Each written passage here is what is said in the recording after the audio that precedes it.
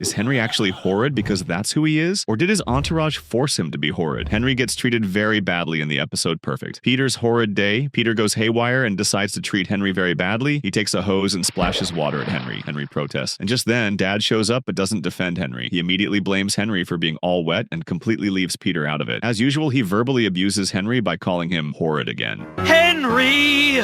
Henry tries his best to make his dad understand what really happened, but he doesn't seem to believe Henry one bit. Peter boldly agrees with Henry and takes full ownership of the crime scene. It's true. Dad doesn't seem to care much too, though. He seems hell-bent on blaming Henry for the mess. Well, Henry, you should have got out of the way when Peter was watering the flowers. Peter appears to be shocked that he didn't get punished for his crimes and immediately smiled after realizing that nothing he does would ever make him take any blames. Henry looks at both Peter and Dad and yells out his utter frustration at the injustice being done to him by his own family. What's the big idea? Horrid Henry gets mentally mistreated by his own parents. In the episode Horrid Henry Season 3, Episode 3, titled Rockstar, Henry plays loud music from his favorite band, the Killer Boy Rats, and gets lost in the euphoria of his own dream world, where he is the lead guitarist of his very own band. His pet hamster is also seen having fun with Henry in this world, but somehow Mum manages to spoil the whole fun by turning off the radio and demanding that Henry go back to his homework. But Henry, clearly frustrated by the arrangement, protests about doing his homework. Doing homework.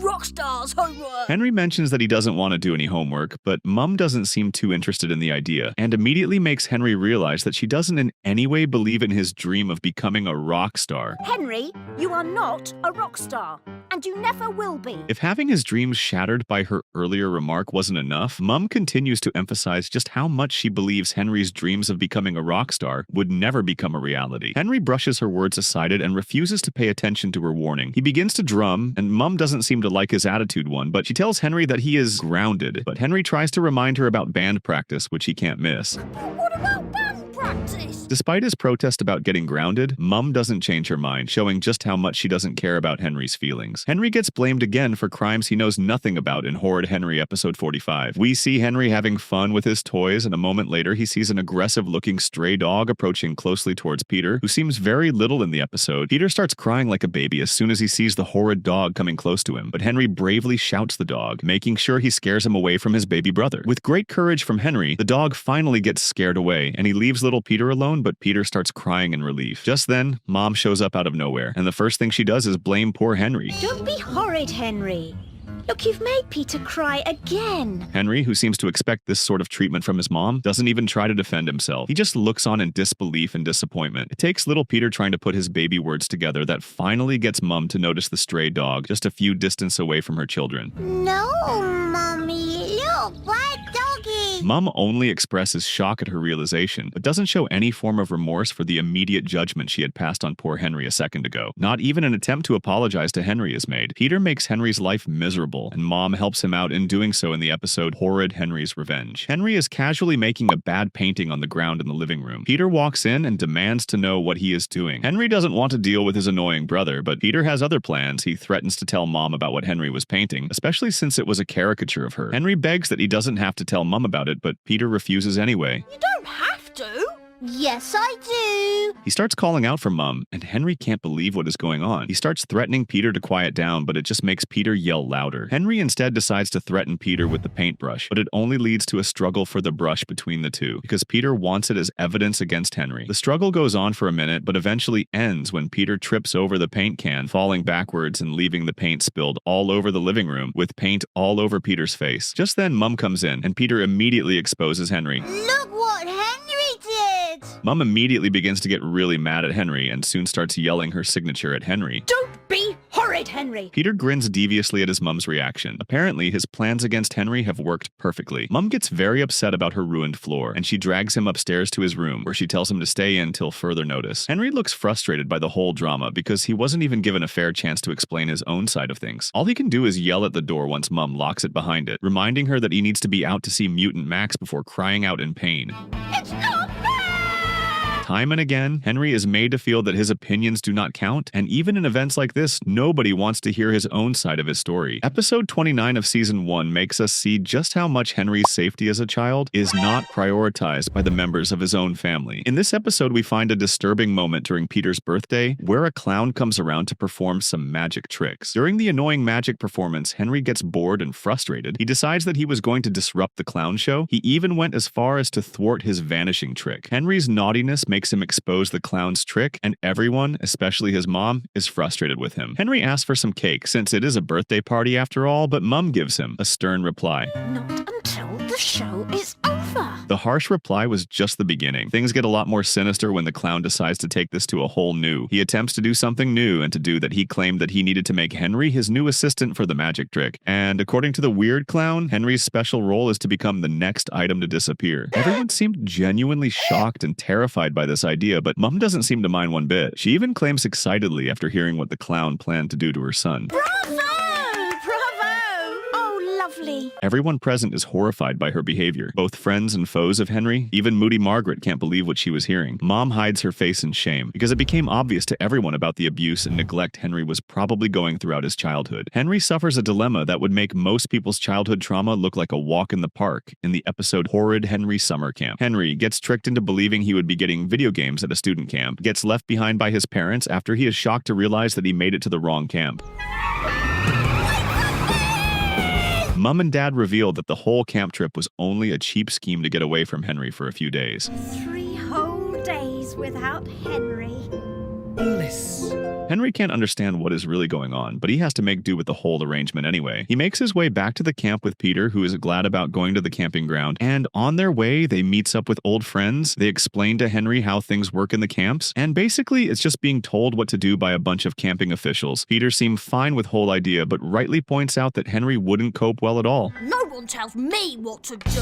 Henry clearly doesn't want any part of it, and immediately gets his reality check when the camp master marches into the boys' bunkers and immediately orders everyone to stand by their beds. She makes an announcement for bedtime, but Henry protests that it's barely even 6 o'clock. But it's only 6 o'clock. The camp master argues that he needs his rest for the hectic day tomorrow. She scares him into lying flat on his back in fear before walking out of the boys' bunker. At night, Henry turns on his table light, but the mean official yells from her room that all lights be turned off. No reading of the lights out. Henry obeys, but goes on to use a hand torch under the blankets to continue reading. Things get really messy for Henry the next day as everyone is woken up with a loud whistle and told to get ready for their day's work. Everyone is told to stand by their beds, and Henry seems to be confused by the whole thing. The camp master places her focus on Henry, tormenting him by yanking his favorite doll from him and throwing it out the window. Henry tries desperately to save his doll, Mr. Kill, but he is prevented by house officials. She asks for his name, and when he gives it as Henry, she points to his rough and unmade bed, asking if it is his. He replies in the yes, and the campmaster gets mad at Henry. It's a disgrace. She begins to drill Henry, asking him for 50 push-ups, which he does struggling in pain all through the punishment. When the camp drills begin, Henry and the rest of the kids are told to go out to be drilled. At first, Henry seems happy with the obstacles, but he doesn't realize that that is where Peter and rest of the juniors would be using for their own exercise and not his own age group. Well, that doesn't look too bad. Henry is, however, left completely when he sees where he is to perform his own exercise. Henry keeps crashing and falling throughout the exercise, and his camping master doesn't seem to care any less, just like Mum and Dad back home.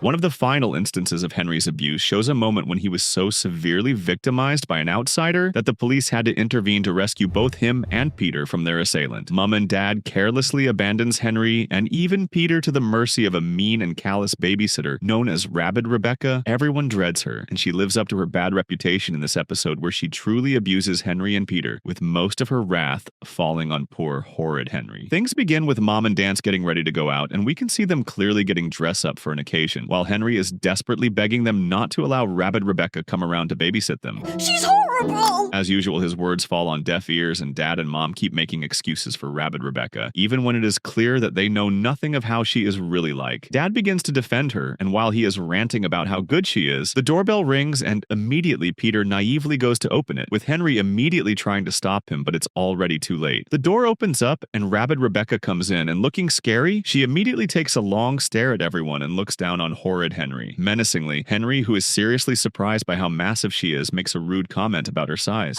Bet she eats elephants. She walks straight up to Henry's parents, but it's pretty obvious that even Mum and Dad are both scared of her. They make a few hasty comments about how things should be kept at home. It doesn't take too long, and they hurriedly leave Henry and Peter to the mercy of Rabid Rebecca, rushing out in haste but not before Mum makes a troublesome comment, where she urges poor Henry not to be horrid, as if that is going to solve the problem on ground for her kids who have to deal with Rabid Rebecca. Remember, Henry, don't be horrid! Mum's comment on Henry makes Rebecca take an interest in him, and the two have a face-off with Peter trying to ease things off by introducing himself. No one really seems to care, as both Henry and Rebecca seem focused on each other. Rebecca doesn't waste time. She immediately begins to assert her dominance and demands that the kids do as she says at all times. She doesn't stop at that, she also threatens the kids, making sure that they realize who was in charge in the scariest possible way. I demand good.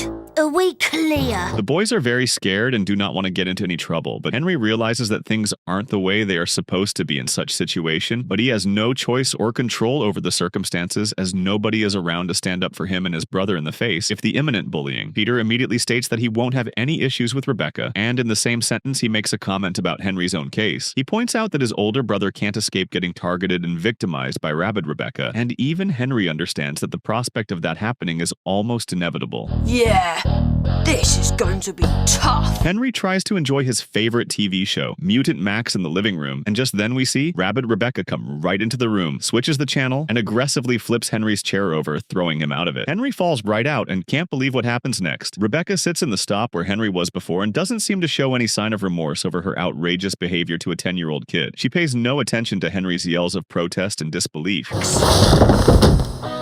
Peter, on the other hand, desperately tries to win Rebecca's favor with a treat, but things do not go as planned as she throws away his gifts in disgust before claiming that she hates popcorn, yelling at Peter. I hate popcorn. Peter apologizes, still trying to win her over to his side against Henry, but he only gets yelled at even more. Henry immediately sees an opportunity to annoy Rebecca and begins to start dancing across the living room, right in front of the television, disrupting Rebecca's use of the IT. This really upsets her, and she gets really mad, demanding that Henry and Peter, who later joins him, get out of her view.